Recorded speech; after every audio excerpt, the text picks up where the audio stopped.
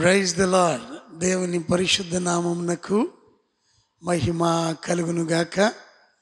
మరొక శ్రేష్టమైన పునరుత్థాన దినమున మనమందరం కలిసి దేవుని వాక్యమును ఈ రీతిగా ధ్యానించే కృప ప్రభు మరొక పర్యాయం మనకిచ్చినందుకే మొదటిగా దేవాది దేవునికి వందనాలు, కృతజ్ఞతా స్తుతులు, స్తోత్రాలు చెల్లిస్తున్నాం.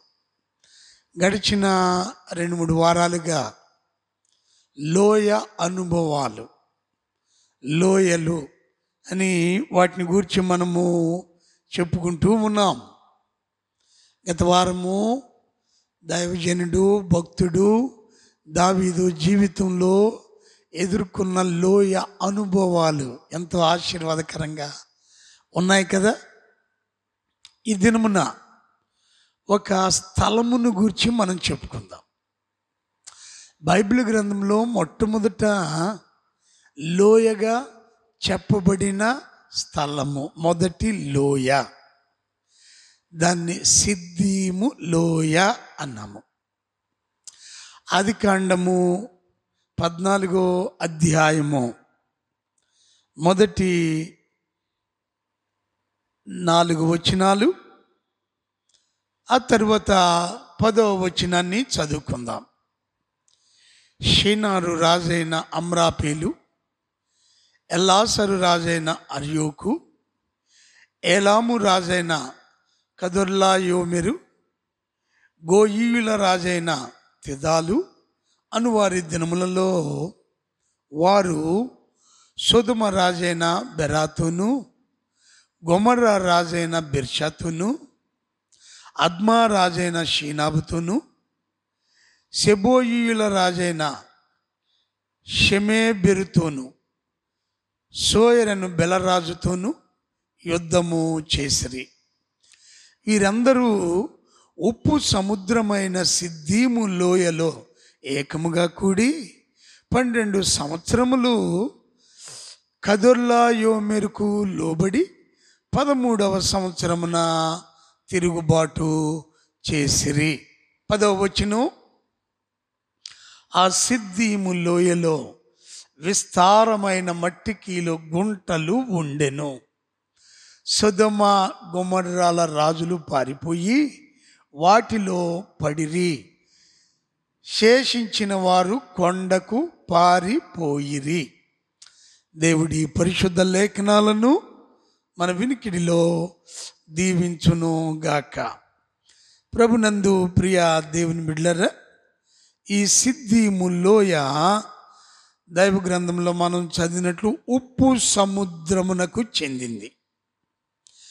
దీన్ని సాల్ట్ సీ అంటాం, లేదా డెడ్ సీ అని చెబుతూ ఉంటాం. మృత సముద్రము. ఈ మృత సముద్రానికి దక్షిణ భాగంలో ఉన్నదే సొదొమ, గొమొర్రా అనే పట్టణాలు. ఈ సొదొమ గొమొర్రాలను గురించిన పూర్వపరాలు బైబిల్ గ్రంథంలో 13వ అధ్యాయంలో చూస్తాం. దేవుని సేవకుడైన అబ్రాహాముతో అతని సహోదరుని కుమారుడైన లోతు కొంతకాలంగా నివాసం చేస్తూ ఉన్నాడు. వారు బహుగా అభివృద్ధి చెందారు. ఇరువురి సంపదలు అధికమైనవి. వారు కలిసి జీవించలేనంత ఉన్నత స్థితికి వచ్చారు. అప్పుడు అబ్రాహాము తన సహోదరుని కుమారుడైన లోతుతో, అబ్బాయి, మనిద్దరం రక్త సంబంధులమయ్యుండి గొడవ పడటం మంచిది కాదు. కాబట్టి నీవు తూర్పుకు వెళితే నేను పడమరకు వెళుతాను, నీవు ఉత్తరానికి వెళితే నేను దక్షిణానికి వెళుతాను. ఇదిగో నీ ఎదుట కనిపిస్తూ ఉన్న ఈ భూమి భాగంలో నీకు ఇష్టమైన ప్రాంతాన్ని ఎంచుకొని నువ్వు అటు వెళ్ళు, మిగిలిన వైపు నేను వెళుతాను అంటూ అబ్రాహాము ఆఫర్ చేశాడు. 13వ అధ్యాయము 9-10 వచనాలు. ఈ దేశమంతయు నీ ఎదుట ఉన్నది కదా, దయచేసి నన్ను విడిచి వేరుగా ఉండుము.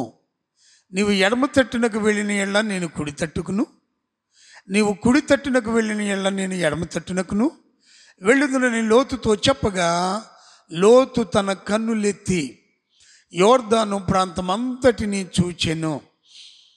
యెహోవా సొదొమ గొమొర్ర అను పట్టణములను నాశనము చేయక మునుపు సోయరుకు వచ్చు వరకు అదంతయు యెహోవా తోట వలెను, ఐగుప్తు దేశము వలెను నీళ్లు పారు దేశమై ఉండెను.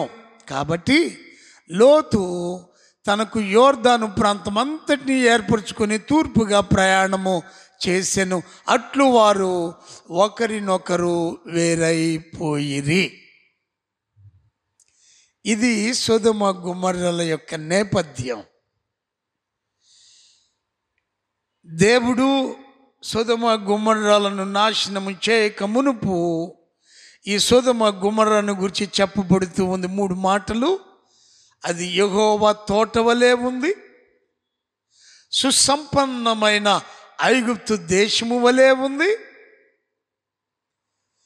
నీళ్లు పారు దేశముగా ఫలభరితమైన పచ్చని తోటగా కనిపిస్తూ ఉంది. లోతు దానిని ఎంచుకొని వెళ్ళాడు. ప్రియులరా, సిద్దీము అనగా చాలా చక్కని అర్థాలు చెప్పబడుతూ ఉన్నాయి. విస్తరించబడిన, పైరు పంటలు, దున్నబడిన పొలము, గుంటలతో నింపబడిన ప్రాంతము, పొలములు, ఇలా రకరకాల అర్థాలు కలిగి ఉంది. ఇప్పుడు దాన్ని చూసిన లోతు కనాను కంటే కూడా ఈ సొదొమ గొమొర్ర అనే పట్టణాలు మైదానపు ప్రాంతము. అది నేను నివసించటానికి, నాకున్న సంపదలు ఇంకా ఫలించటానికి మేలుకరంగా ఉంటుంది అని లోతు భావించి ముందుకు సాగాడు. కొంతకాలంగా లోతు ఇక్కడ నివాసం చేస్తూ ఉన్నాడు. అంత బాగానే ఉంది. ఒక 12 సంవత్సరాలు ఈ సొదొమ, గొమొర్ర, అద్మా, సెబోయియులు, సోయరు అనే ఈ 5 రాజులు కదొర్లాయోమెరుకు లోబడి కప్పం కడుతూ జీవిస్తూ ఉన్నారు. ఇప్పుడు ఇక్కడ మొట్టమొదటి జరిగిన కార్యం ఏమిటి అని అంటే తిరుగుబాటు. 12 సంవత్సరాల తరువాత 14వ అధ్యాయము 4వ వచనంలో, ఆదికాండంలో చూస్తున్నాం, వారు తిరుగుబాటు చేసిరి. ఈ ప్రాంతంలో జరిగిన మొదటి కార్యం అది. ఆ తర్వాత రెండవదిగా 14వ అధ్యాయము 10వ వచనంలో మనం గమనిస్తూ ఉన్నాం, ఈ సిద్దీము లోయలో విస్తారమైన మట్టి కీలు, గుంటలు ఉన్నాయి. మట్టి కీలు అంటే జిగురు పదార్థం లాంటిది, కట్టుబడికి వాడుతూ ఉంటారు. గోడలు నిర్మాణం చేయటానికి, ఇళ్ళు నిర్మాణం చేయటానికి వాడేటువంటి మట్టి కీలు. ఈ మట్టి కీలు, గుంటలలో సొదొమ గొమొర్ర రాజులు చిక్కుపడ్డారట.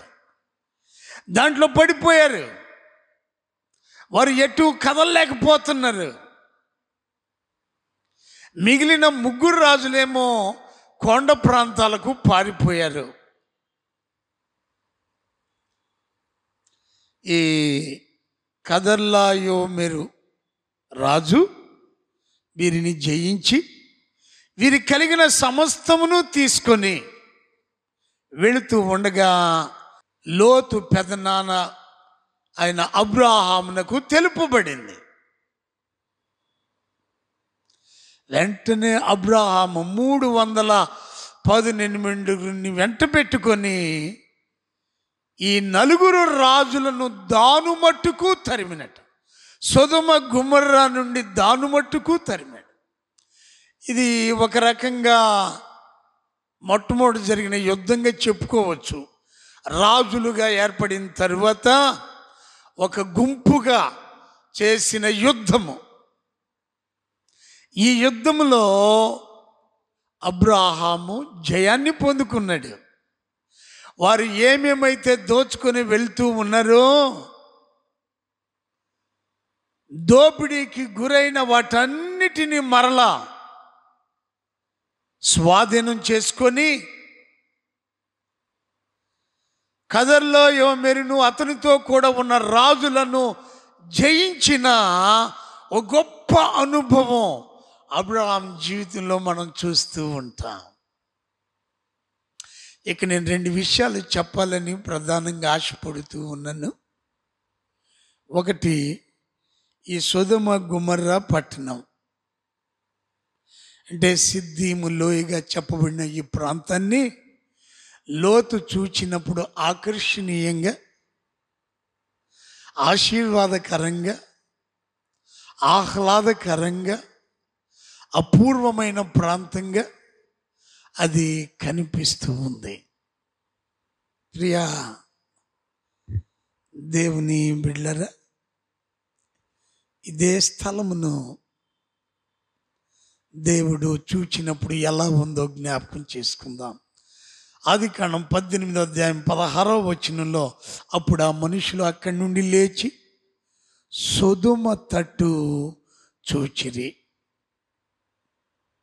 18వ అధ్యాయం 20వ వచనం, మరియు యెహోవా సొదొమ గొమొర్రాలను గూర్చిన మొర గొప్పది కనుకను వాటి పాపము బహు భారమైనది కనుకను.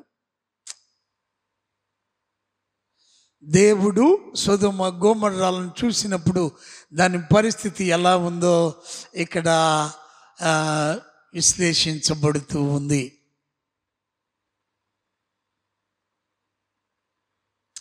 ఆ తరువాత 19వ అధ్యాయము 13వ వచనంలో చూసినప్పుడు, మేము ఈ చోటు నాశనము చేయవచ్చితిమి, వారిని గూర్చిన సొదొమ గొమొర్రాను గూర్చిన మొర యెహోవా సన్నిధిలో గొప్పదాయను గనుక దాని నాశనము చేయుటకు యెహోవా మమ్మును పంపెను అని చెప్పెను. ప్రియా దేవుని బిడ్డలారా, లోకంలో చాలాసార్లు మన ఎంపికలు ఇదిగో ఈ సిద్దీము లోయ వలె ఉంటుందేమో. మనం చూడటానికి ఆకర్షణీయంగా, అందంగా, ఆహ్లాదంగా, అపూర్వంగా స్వాగతం ఇస్తున్నట్లుగా అనిపిస్తూ ఉన్నాయి. కానీ దాని వెనుక ఎలాంటి మోసాలు ఉన్నాయి, ఎలాంటి తిరుగుబాట్లు ఉన్నాయి, ఎలాంటి మట్టికీలు, పాపపు గోతులు అక్కడ దాగి ఉన్నాయి, కప్పబడి ఉన్నాయి, మనకు తెలీదు. ఈ సిద్దీము లోయ పాపపు లోయగా చెప్పబడుతూ ఉంది. వావి వరసలు విడిచిపెట్టి పశుప్రాయులుగా, విచక్షణ లేకుండా భయంకరమైన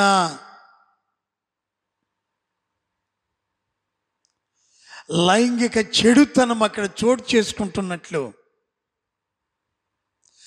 దైవ గ్రంథంలో మనం చూస్తూ ఉన్నాం.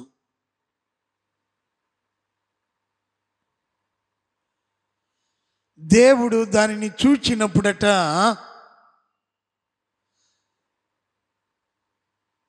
అది బహు ఘోరమైనది గాను, భారముతో కూడింది గాను, దాని పాపము బహు గొప్పదిగాను యెహోవా దృష్టికి కనబడెను.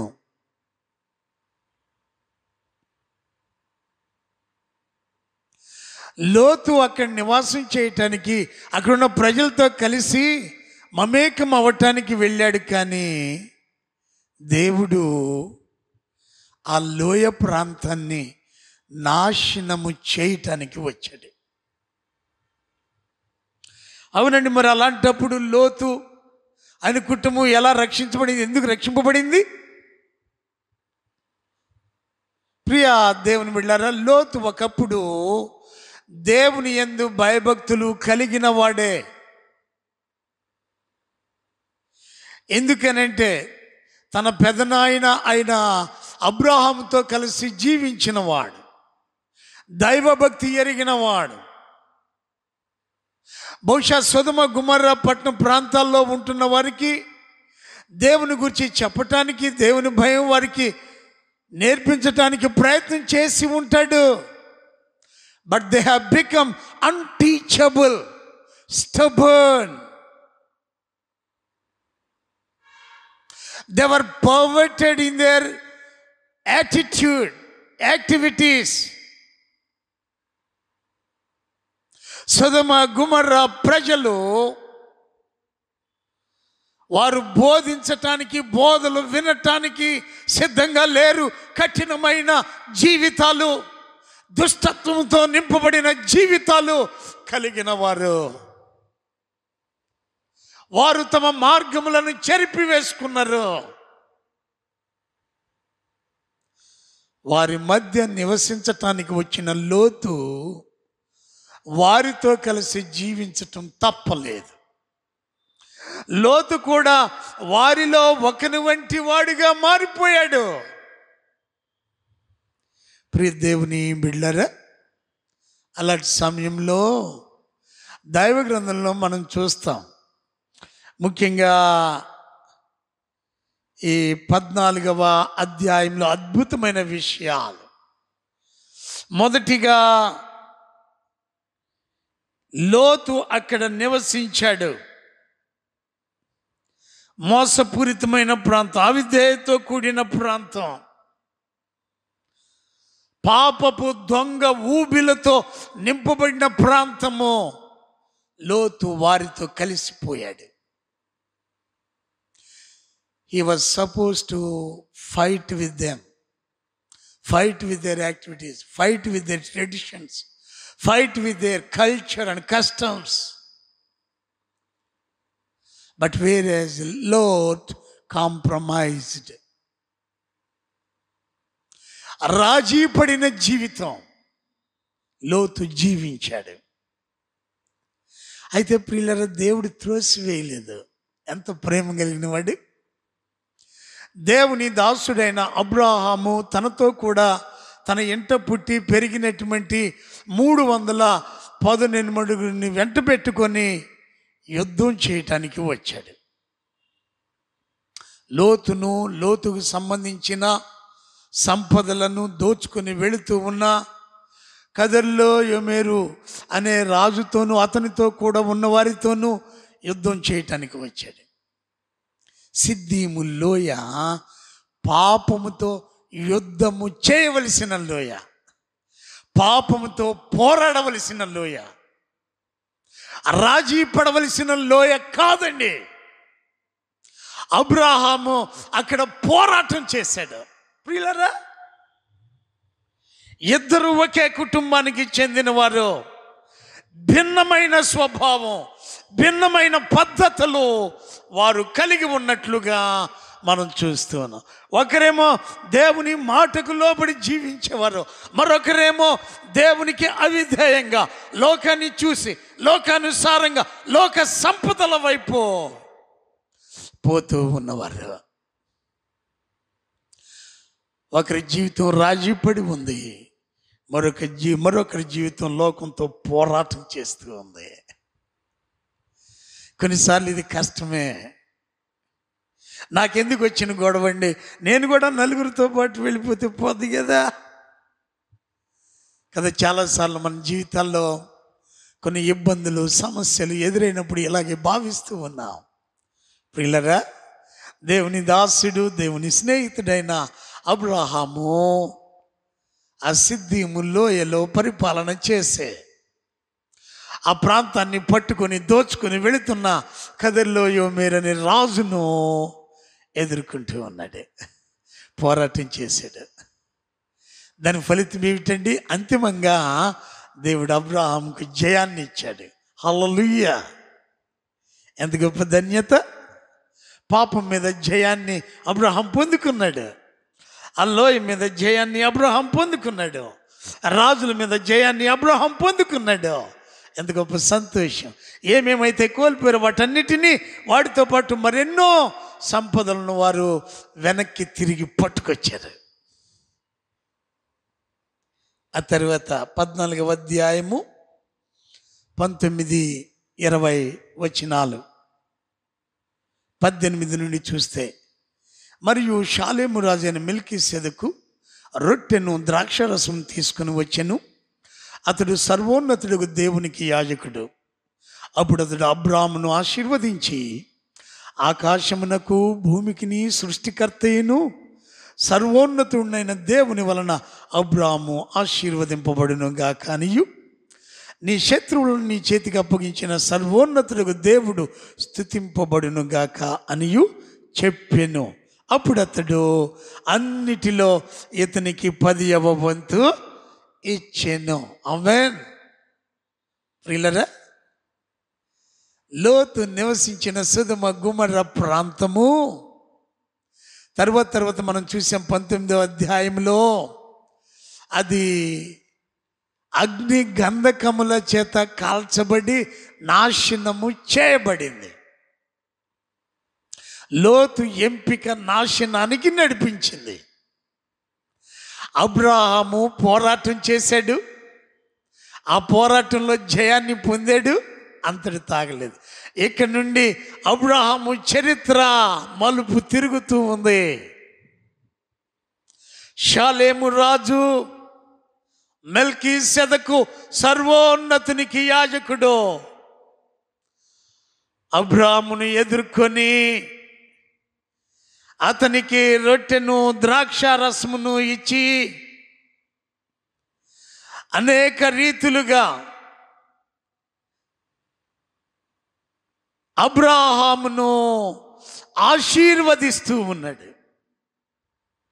పాపంతో పోరాడి పాపమును జయించినప్పుడు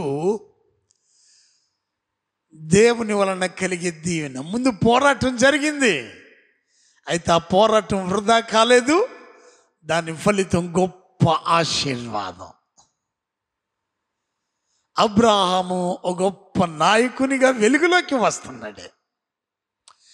ప్రియా దేవుని బిడ్డలారా, సోదరి సోదరులారా, నీ జీవితంలో దాగి ఉన్న ఈ మట్టి కీలు గుంటలు నువ్వు గుర్తిస్తున్నావా? లేక పై అందాలను పై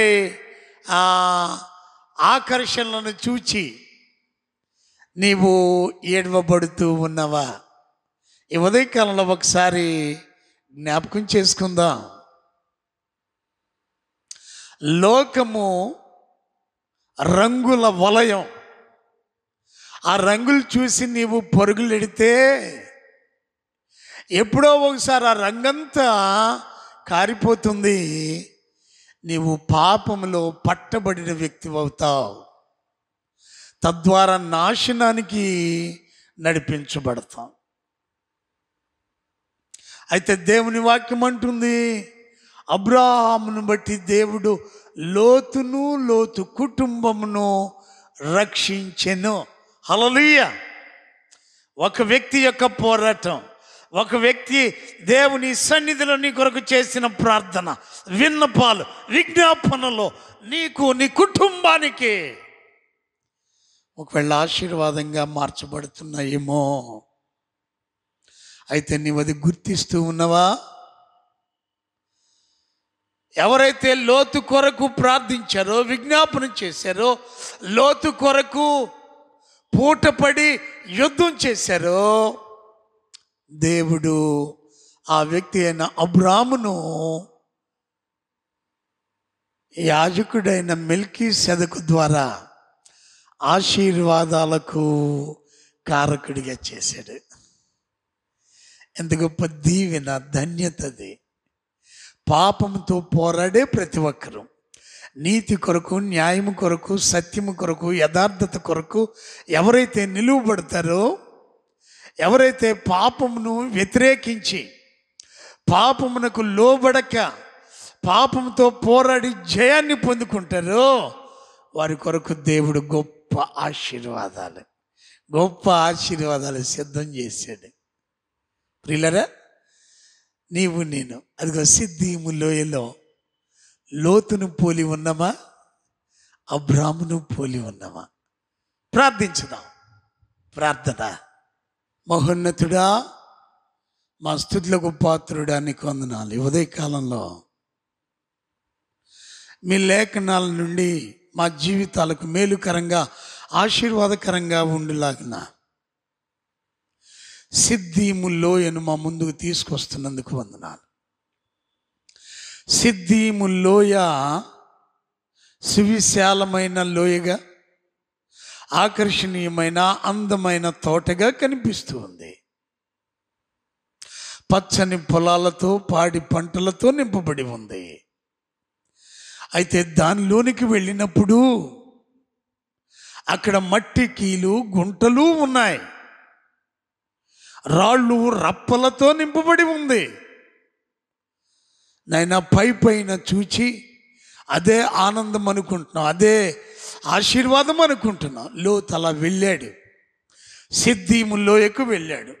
ఉప్పు సముద్రపు ప్రాంతం.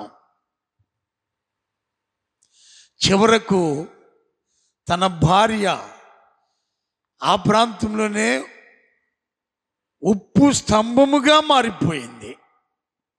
ఎంత భయంకరమైన కార్యం ఇది! మేము ఏమి కోరుకుంటామో దాని ఫలితాన్నే పొందుకుంటాం. అబ్రాము అయితే నీ మాటకు లోబడి నిన్ను వెంబడిస్తూ తన సహోదరుని కుమారుడైన లోతును విడిపించుటకై, లోతుకు న్యాయం చేయుటకై, లోతుకు అండగా ఉండుటకై వెళ్ళి ఆ సిద్దీము లోయలో పోరాటం చేశాడు, యుద్ధం చేశాడు, రాజులను జయించాడు, మట్టి కీలు, గుంటలను అధిగమించాడు. స్తోత్రాలు నాయన. అవును, మా బ్రతుకులలో మేము పాపంతో రాజీ పడక పాపంను జయించిన వారమై ఉన్నప్పుడు అదిగో షాలేము రాజు మెల్కీసెదెకు ఆశీర్వాదాలు. ఎంత గొప్ప దీవెన, ధన్యత! మా జీవితాల ముగింపు ఎంత సమృద్ధిగా, సంతృప్తిగా ఉంటుంది అంటే జీవితాలు నాకు మాకు ఇవ్వటానికి మీరు ఇష్టపడుతున్నారు. స్తోత్రాలు తండ్రి. ఈ నీ మాటలు ఆలకిస్తూ ఉన్నా మేమందరం లోతును పోలిన వారము కాక, సొదొమ గుమర్రాలో ఉన్న ప్రజలు బోధలకు పెడచెవిని పెట్టిన వారిలాగా కాక, నీ మాటకు విధేయులమై పాపంతో పోరాడి జయించి నీ ఆశీర్వాదాలు పొందుకున్న అబ్రాము వలె ఉండుటకు మీ అభిషేకం ఇచ్చి నీ కృపలో మమ్మల్ని భద్రపరిచి నడిపించమని యేసయ్య నామములో ప్రార్థించుచున్నాము తండ్రి. ఆమేన్. తండ్రి, కుమార, పరిశుద్ధాత్మ త్రియేక దేవుని కృపా కాపుదల, ఆదరణ, ఆశీర్వాదం ఆయన పాదముల చెంత చేరి ఉన్న మనకు ఆయన సహాయం కోరు ప్రతి పాపంతో పోరాడుతూ ఉన్న యవన బిడ్డలు, పెద్దలు, స్త్రీలు, పురుషులు, కుటుంబాలు వారి జీవితాల్లో జయాన్ని, ఆశీర్వాదాన్ని, మేలును సర్వాధిపతి అయిన దేవుడు సదాకాలము అనుగ్రహించి నడిపించునుగాక. ఆమేన్.